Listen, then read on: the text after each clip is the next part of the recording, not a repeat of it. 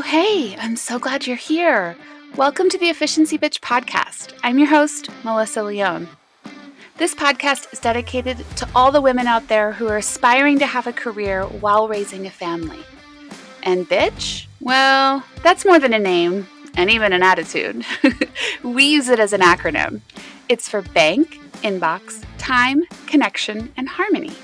Each episode is labeled according to the correct topic so that you can efficiently find the topic that you're looking for. I'm here to tell you, you can have your cake and eat it too. The trick is finding efficient ways to get through the have-tos so that you can make room for your best life. I can show you how. Let's get started. Hey, welcome to the Efficiency Bitch podcast. I'm your host, Melissa Leone. If this is your first time here, welcome to the Beehive. I'm so glad you came. If you've been around a while, welcome back. We are all about BITCH, and today we are leading with B. So B is for bank, and I have an awesome guest who's here to talk to us about money fog and teach us how to rise above money fog. But without further ado, I'd like to introduce Mikelann. Hello, how are you? Hello from Seattle. I'm so happy to be here. I'm glad you're here. Let's start with who you are, where you come from, and how you do life. Yeah, who on earth am I? Well, when I'm not dancing tango by night, my day job, I am a money coach in private practice, and I have been a money coach for 25 years, which is interesting because it's kind of a hot subject at the moment, and there's a lot of people that are now money coaches. But if you go back 25 years, there was nobody. People are like, "What is it you do?" So I think that the fastest sum up, Melissa, is it used to be that people could see a financial planner if they had investment questions, a credit counselor if they had debt issues. The truth is, most of us want to stay out of debt and build net worth. And I love both those fields, but neither was particularly trained to deal with the emotional side of money. So money coaching looks at both the practical side of money and how do you get out of the money fog, which I know is our subject. But also, why do we feel the way that we feel around money? It's such an emotional topic. And why are we pretending it's not?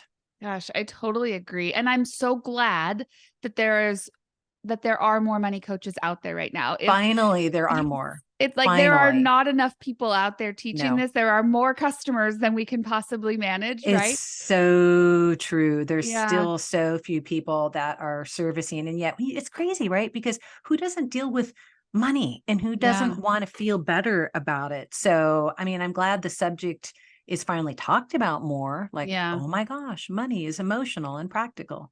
But, I work with small business owners in the CFO space. So we do like fractional CFO work, and we teach business owners how to read their financial statements. And 9.5 out of 10 times, they're very uncomfortable talking about money, their business money, their personal money, all of it together, because it is a very emotional topic. And it's a lot huge. of it stems from our childhood and maybe before. I don't know. It's so complicated. In past life. Yeah. In past life. Childhood is huge, though. Absolutely. We inherit our parents and our grandparents' behavior and attitude towards money, right? And particularly as women, generationally speaking, we're just not educated in the space. So I'm thrilled that there's people out there like you doing it. Let's talk about money fog. What is money fog? How do you know if you're in it? So I would define money fog very simply as when we feel stress and anxiety from being fuzzy about money. Right. That's like probably the simplest, highest level definition. When you dig in, part of why I call it fog, FOG, is it's when we feel fear, overwhelm, or guilt as a result of not being clear about our money, which I thought was kind of cute. Fog, FOG. But, I love acronyms. So yeah, I know, right? Who doesn't love a good acronym, of course. But it's so true because about half my clients are business owners, right? And exactly what you said, they're so uncomfortable. And there's a lot of fear and overwhelm and guilt, guilt over what they're spending in their business or personal life, guilt over what they feel like they should be spending, but they're not. And, everybody is overwhelmed. Part of it is practical, like we said, part of it's emotional. The other question is, how do you know? So I always ask people just kind of a few maybe simple sounding questions but it helps to hear like, okay, give me 3 or 4 questions. I ask people, if you've ever felt frustrated and found yourself wondering, where did it all go? Mm-hmm. That's a sign you could be in a money fog. Like I said, if you feel fear or anxiety around money, that's usually a sign of fog, meaning not being clear. Guilty.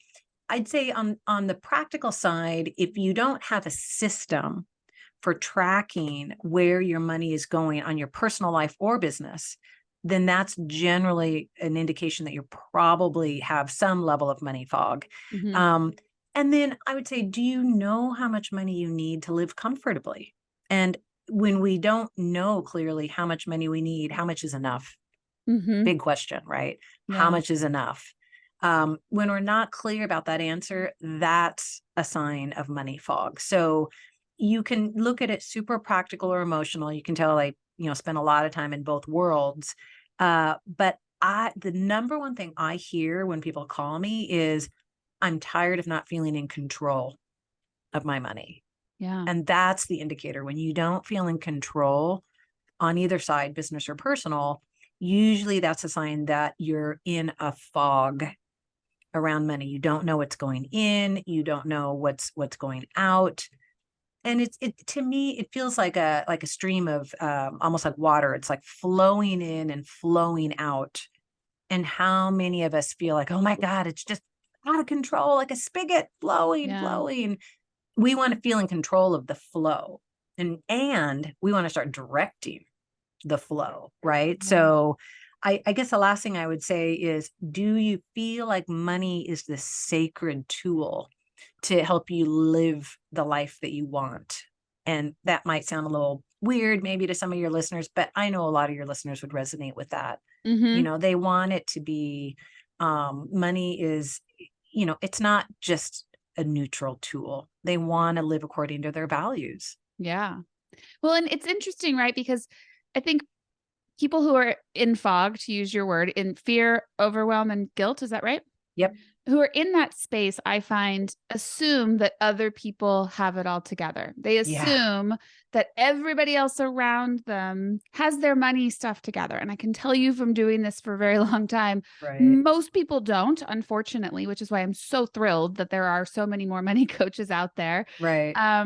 We need people to help us to teach this type of tool and to recognize that it moves over time.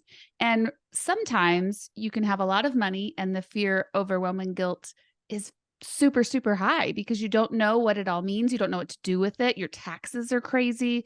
Right. There's a lot that goes into it. And then if you don't have enough, you're panicked all the time that you can't pay your electric bill or you can't. So to anyone listening out there, people of all shapes and sizes, of all income levels are in fog. I Well, guarantee it. yeah, I mean, Melissa, you just made such a really good point, because people assume that money fog or just general stress around money must mean you don't have a lot of money. Right. But there's actually no correlation between feeling not great about money and how much money you have. Yep. You could have $1 million coming in and out and be so stressed you cannot sleep at night. Yep. So, I mean, yeah, the types of stresses are different, but we think like a lot of times there's this imposter syndrome. If only people knew, right? Mm-hmm. Or everyone else must have it figured out. Right. But it's not about the amount of money. That said, we do want to feel like we have enough, Right. and we want to feel good about where it's going for sure.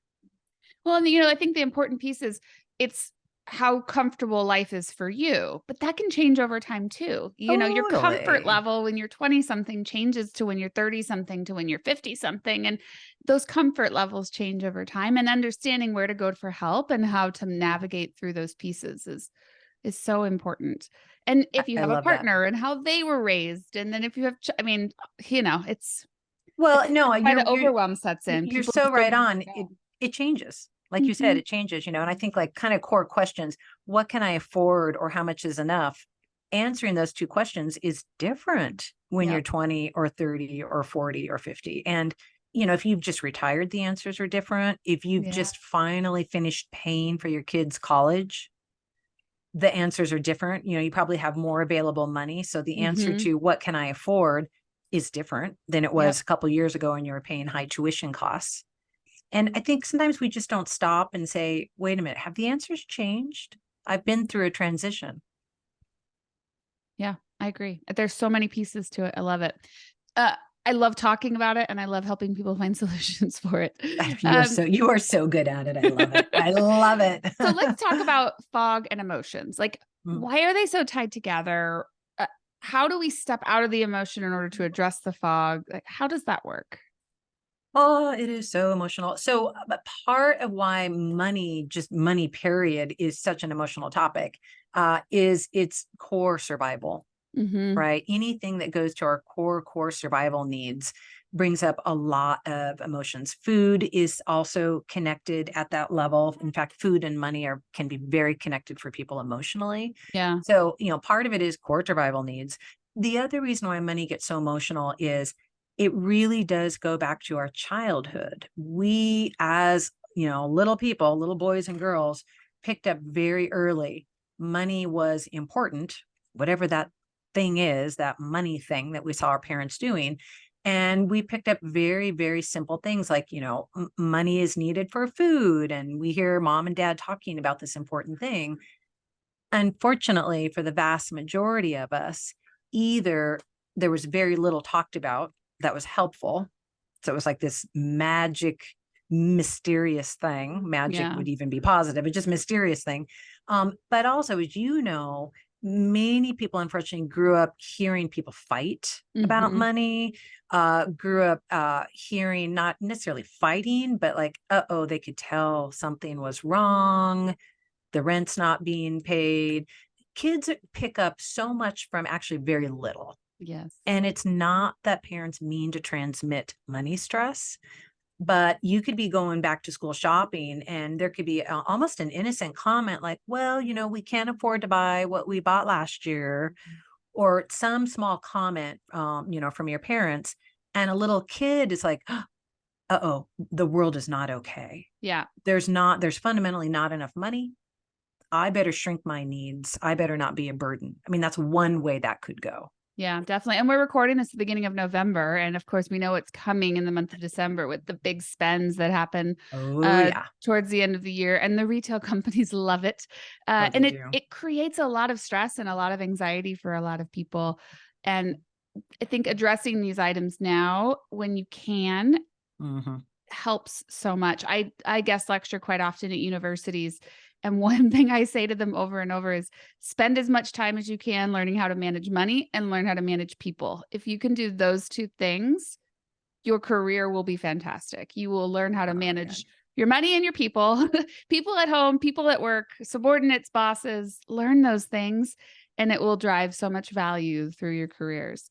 I It's had a so thought, of true. course, that I lost, moments after I began that sentence, but I love where the conversation's Yeah, moving. I love it. Well, and actually, you brought up, Christmas is coming, holidays, Hanukkah, all the different ways that people celebrate the big spend, which Yeah. is that's awesome. And I am always talking about how do you avoid the post-holiday spending hangover. Yeah. And I was watching football with my love just this past weekend. We were watching the Seattle Seahawks because I'm in the Northwest. Every commercial was telling me what I needed, and if I was a good, loving person, what I would buy my children, what I would buy myself, what Yep. I would buy my parents. And if I didn't buy, and apparently I need a new car for the holidays. I mean, it was like I saw every commercial. a dental commercial related to the holidays the other day. Like, if you're going to have good memories, you need to go spend money on your teeth Oh my right now. You're God. Oh, absolutely right. They that's connect that emotion. so evil, right? And parents out there, we just feel like, oh my gosh, if we don't give our children this perfect holiday, then Yeah. are we going to somehow ruin them for life? And we're not running around thinking about this consciously. Of course, we're all doing the best that we can. But this is why you and I are talking about it, because Yeah. if we don't bring this stuff to conscious awareness, we are the victim of advertisers, Yeah. because they'll tell us what we should do Absolutely. if we're not clear. I think a lot about fear and overwhelm and anxiety and all these emotions that come out of us, guilt. It's part of the human experience, right? And it's Right. okay to recognize it. In fact, you should be recognizing I have anxiety. It's like identify it and then figure out a way through it. I have overwhelm here. That's great. Now let's figure out a way to move through it. It's part of the human experience. In fact, it's really what separates us from animals is our ability to recognize, move through emotions, and managing your money pieces is so on point with all of that. Oh, it's huge. It's huge. How does rising above that money fog really lead to living a better life? Oh, my favorite question of all. I so part of what happens when we're in a money fog is it's like we're driving with no visibility. So Mm, when we're foggy about our money, it really is like we're in a real car driving down the road in heavy fog. And what do? We drive really slow, full of stress. We don't take there's no adventures. We just drive very slow because all our energy is going into avoiding hitting something. yeah, That's you where turn the all, music way well, down, scream yeah, at the kids to shut up. oh, yeah, exactly. Oh, it's a fun car ride, right? I mean, it's just like your nerves are right on edge. Totally. When you're suddenly out of the fog, you realize, oh my God, I had no idea how stressed I was and how my vision was completely cut off. Because Yeah. you don't realize how bad the fog is till you're out. And Hmm. then you're like, wow, what a difference. So it's the same thing I find that when people exit the money fog, their vision explodes, that suddenly they are looking at dreams, they're pursuing ideas, they're going on adventures. Because usually when people are in a money fog, every time there's a possibility that pops up, going back to school or whatever, they immediately go, oh yeah, no, I probably can't do that. I'm not sure, but probably not. Like, Hmm. and so it's almost like we close our eyes to possibilities. Once you're really clean and clear about money, you can entertain anything. It doesn't mean you'll do anything, but there's nothing that you don't look at and go, you know what? I could consider that. Let me Right. think about it. Let me Yeah. look at it. And so our vision gets supercharged and we are free to pursue so many beautiful ideas and dreams. We just don't realize that we're not pursuing them because you don't sit around going, oh, my eyes are closed because I'm in a money fog. Right. We don't see it because we're in it. Yeah, I love that. So, can you give a piece of advice on how to start this process of even getting the courage to call a money coach? What are the first things you can do to start getting out of the money fog? So one of my favorite recommendations is I love to call it elegant simplicity. So what I find nowadays is one of the things that contributes to people being in a money fog is having too many accounts. Like this is Hmm. just one real solid takeaway for your listeners, because there is what I call account proliferation. People have too many credit cards, too many checking accounts, too many savings accounts. And part of it is it's so darn easy, Melissa, to open an account nowadays. And they reward you for it. Here's Oh, $500. well, yeah, here's a free toaster oven if you open up Yeah. another account, I mean, Yep. you're totally right. And Yeah. sometimes we've got accounts left over from relationships, from other Mhm. business ventures. A lot of people have a lot of accounts because they fall into what I call bucketing methodology. This account will be for vacations. Profit First does that. I hate Yes. it. Yes. I Yeah. am 100% in agreement with you on that. I like a Yeah. lot of the theories in Profit First, but Same.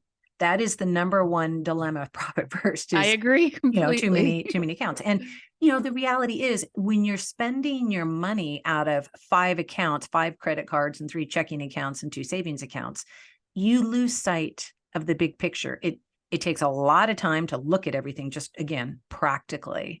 But also you get so scattered internally that we lose sight of the vision for our Hmm. lives. And so one of the best things to do to start exiting the money fog is to prune your accounts. And I say this on the business side and the personal side, because we're all busy people. Hmm. We know we want to look at our transactions, for example. How about I don't have to go to 7 different places to do that, right? Yeah. So that is actually one of my favorite go-tos to really look at, is there a way that we can engage in elegant simplicity? There's no correlation. In fact, there's an inverse correlation. The more accounts people have, the more stress they're in and the more money fog they're in. Yep. And PS, it's really easy to close your accounts online these days. I have had a Wells Fargo account since I was 16, and I just broke up with them. So I've had the account a very, very long time, and I broke up with them online in 10 seconds. I didn't have to go into a branch. I didn't have to do anything. It was amazing. All I had to do was zero out the account, you sell it somewhere else, and You hit didn't even have close. to handwrite a hard copy why No. I'm breaking up with you letter. Yeah. No, and I was Yeah. shocked that it was so easy to close it, because I kind of Yeah. expected you have to call and tell us why you're breaking up with us, and then we'll sell you into staying. And I didn't have to do that. So Yeah. you can use the digital age to your advantage here and just break up with them online, and you don't have to deal with them face to face. Because I know that makes people uncomfortable too, having to go into branches. I don't have the time. They're only open for 6 minutes of the day and Right. all of those pieces. So use what you can online. I think that's fantastic advice.